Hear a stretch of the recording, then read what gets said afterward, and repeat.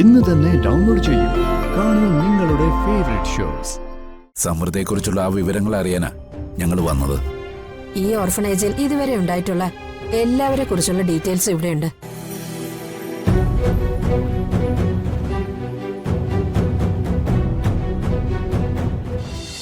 പഴയതിന്ന് ചിലപ്പോൾ ചില മാറ്റങ്ങൾ വന്നിട്ടുണ്ടാവും. എന്നാലും ഓർമ്മകൾക്ക് വ്യത്യാസം വരില്ലല്ലോ.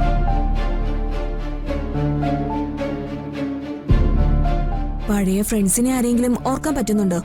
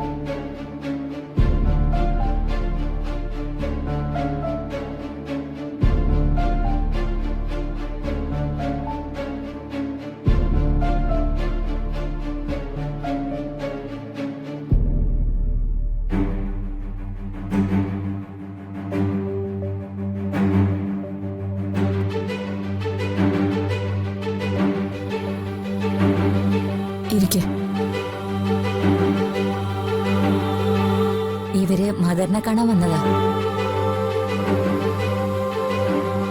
എവിടുന്ന്? എന്നെ കൊണ്ട് എന്ത് സഹായം നിങ്ങൾക്ക് വേണ്ടത്? Mother Evelyn.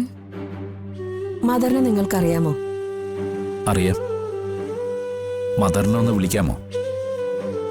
ഞങ്ങൾക്ക് ഒരു പ്രധാനപ്പെട്ട കാര്യം സംസാരിക്കാനുണ്ട്. അയ്യോ, അതിനി നടക്കില്ലല്ലോ മക്കളെ. അതെന്താ?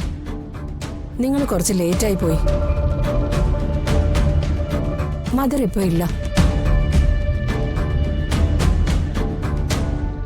കുറച്ചു നാളായി പോയിട്ട്.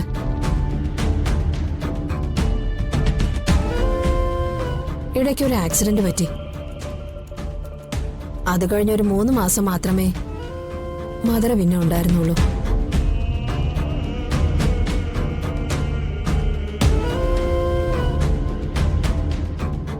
മദർ ഇല്ലെന്നോർത്ത് നിങ്ങൾ വിഷമിക്കണ്ട. എന്ത് കാര്യമായാലും എന്നോട് പറഞ്ഞാൽ മതി.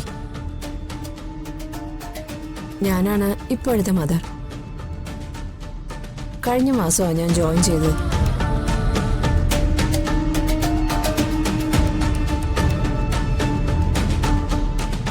സിസ്റ്റർ, ഇവർക്ക് കുടിക്കാൻ ചായ എടുത്തോളൂ. ശരി. അയ്യോ, അതൊന്നും വേണ്ട. വലുതായിട്ടൊന്നും സൽക്കരിച്ചില്ലെങ്കിലും ഇവിടെ വരുന്നവർക്കൊരു ചായ കൊടുക്കാറുണ്ട്. സിസ്റ്റർ ചെല്ലു. ഇനി പറയൂ, എന്താ അറിയേണ്ടത്? എനിക്ക് അറിയേണ്ടത്. അല്ല, നിങ്ങൾ ആരൊക്കെയാണെന്ന് പറഞ്ഞില്ല. I M doctor Harshan. ഇതെന്റെ വൈഫ് ഡോക്ടർ രാജശ്രീ, സൈക്യാട്രിസ്റ്റാ. ഇത് സമൃദ്ധ, ഞങ്ങളുടെ പേഷ്യന്റ്. പേഷ്യന്റ് എന്ന് പറഞ്ഞു? ഒരു ആക്സിഡന്റിനെ തുടർന്ന് മെമ്മറി ലോസ് സംഭവിച്ച ആളാ സമൃദ്ധ. ഓ, അത് ശരി. ആക്സിഡന്റിന് മുമ്പുള്ള സമൃദ്ധ ആരായിരുന്നെന്നോ എന്തായിരുന്നെന്നോ ഇപ്പോഴത്തെ സമൃദ്ധയ്ക്ക് അറിയില്ല. അതിനുശേഷമുള്ള കാര്യങ്ങള് ഒരു ഫോൾസ് മെമ്മറി ഇംപ്ലാന്റേഷന്റെ ഭാഗമാണോന്നും ഞങ്ങൾ സംശയിക്കുന്നു. അതിന്റെ ചില കാര്യങ്ങൾ അറിയാനാ ഞങ്ങൾ ഇങ്ങോട്ട് വന്നത്. ഇതിലിപ്പോ ഞാനെന്ത് ചെയ്യാനാ? മദർ, എന്റെ ഭൂതകാലം മുഴുവനും ഈ ഓർഫനേജിലാണ് ഉള്ളത്. മനസ്സിലായില്ല. ഈ ഓർഫനേജിന്റെ വാതിൽക്കൽ ആരോ ഉപേക്ഷിച്ചൊരു കുഞ്ഞായിരുന്നു ഞാൻ. എന്റെ വീട് ഈ ഓർഫനേജാ. ഞാൻ പിച്ച വെച്ച് നടന്നതും പഠിച്ചതും വളർന്നതും എല്ലാം ഇവിടെയാണെന്നും ഞാൻ ഗോകുലിനെ വിവാഹം കഴിക്കുന്നത് വരെ ഇവിടെ തന്നെയാണ് താമസിച്ചത് എന്നുമാണ് എന്നോട് എല്ലാവരും പറഞ്ഞിട്ടുള്ളത്. ഹൃദ്രോഗിയായ ഒരു കുഞ്ഞിനെ ആരും ഇവിടെ ഉപേക്ഷിച്ചെന്നും ആ കുഞ്ഞിന് സമൃദ്ധ എന്ന പേരിട്ട് സിസ്റ്റർ എവലിൻ അവളെ എടുത്തു വളർത്തി പഠിപ്പിച്ച് ഒരു മകളെ പോലെ കരുതി ഗോകുൽ എന്ന് പറഞ്ഞ ഒരാൾക്ക് വിവാഹം കഴിച്ചു കൊടുത്തു എന്ന് ഞാനും കേട്ടിട്ടുണ്ട്. അതെ, ആ പെൺകുട്ടിയാണ് ഞാൻ. ആണല്ലേ? ഇപ്പൊ എന്താ പ്രശ്നം? മദർ, ആ ആക്സിഡന്റിന് ശേഷം സമൃദ്ധ പഴയതുപോലെ അല്ലെന്ന് ഞാൻ പറഞ്ഞല്ലോ. ഇപ്പോഴത്തെ പ്രശ്നം സമൃദ്ധിക്ക് ഒരു സൈക്കാട്രിക് പ്രോബ്ലം ഉണ്ട്. ഞങ്ങളുടെ ഭാഷയിൽ അതിനെ റെട്രോഗ്രേഡ് അംനീഷ്യ എന്ന് പറയും. സ്വന്തം ഭർത്താവിന്റെ ഫാമിലി അല്ലാതെ മറ്റാരെയും കണ്ട സമൃദ്ധിക്ക് തിരിച്ചറിയാൻ കഴിയുന്നില്ല. ഓർഫനേജിൽ വളർന്നതുകൊണ്ട് ബന്ധുക്കൾ ആരുമില്ല. സമൃദ്ധിയുടെ മനസ്സിന് താൻ ആരാണെന്ന് ഉറപ്പിച്ചു പറയാൻ പറ്റുന്നില്ല എന്നതാണ് ഇപ്പോഴത്തെ പ്രോബ്ലം. ഇനിയും ഈ അവസ്ഥ കണ്ടിന്യൂ ചെയ്തു പോയാൽ പിന്നീട് പരിഹരിക്കാൻ പറ്റാത്ത സൈക്യാട്രിക് പ്രോബ്ലമായി മാറും. ഇതിലിപ്പോ ഞാൻ എന്താ ചെയ്യേണ്ടത്? എനിക്ക് ഓർമ്മയില്ലെങ്കിലും എന്നെക്കുറിച്ചുള്ള വിവരങ്ങളൊക്കെ ഇവിടെ ഉണ്ടാവുമല്ലോ. സമൃദ്ധയുടെ ഭൂതകാലത്തെക്കുറിച്ച് കൂടുതൽ അറിഞ്ഞാൽ മാത്രമേ ഇപ്പോഴത്തെ സമൃദ്ധയെ പഴയ സമൃദ്ധയാക്കി തിരിച്ചു കൊണ്ടുവരാൻ പറ്റൂ. സമൃദ്ധയെക്കുറിച്ചുള്ള ആ വിവരങ്ങൾ അറിയാനാ ഞങ്ങൾ വന്നത്. ഈ ഓർഫനേജിൽ ഇതുവരെ ഉണ്ടായിട്ടുള്ള എല്ലാവരെ കുറിച്ചുള്ള ഡീറ്റെയിൽസ് ഇവിടെയുണ്ട്.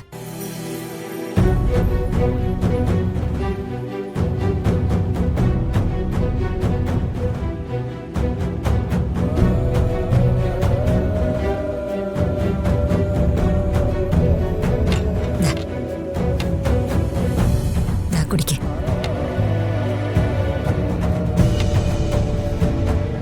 Thank you. ചായ കുടിക്കേ. എന്നിട്ട് നമുക്ക് ഓരോ ഡോക്യുമെന്റ്സ് ആയിട്ട് തിരഞ്ഞു നോക്കാം. ഓ, കുടിക്കൂ.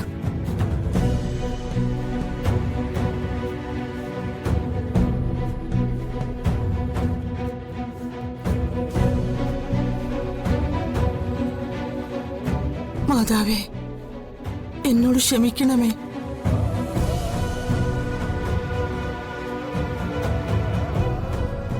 എന്റെ മാതാവേ, ഈ പരീക്ഷണത്തിൽ നിന്ന് എന്നെ നിരക്ഷിക്കണമേ. ഓർഫനേജിന്റെ വാർഷികാഘോഷങ്ങളുടെ ഭാഗമായിട്ട് പണ്ടെടുത്തൊരു ആൽബം ഇതിന്റെ കൂടെ ഉണ്ടായിരുന്നു. അത് തീപിടിച്ചു പോയെന്നാ കേട്ടത്.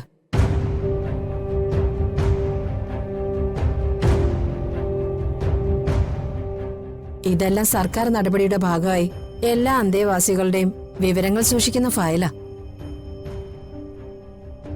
ഇതില് സമൃദ്ധയുടെ ഡീറ്റെയിൽസും ഫോട്ടോയൊക്കെ കാണും.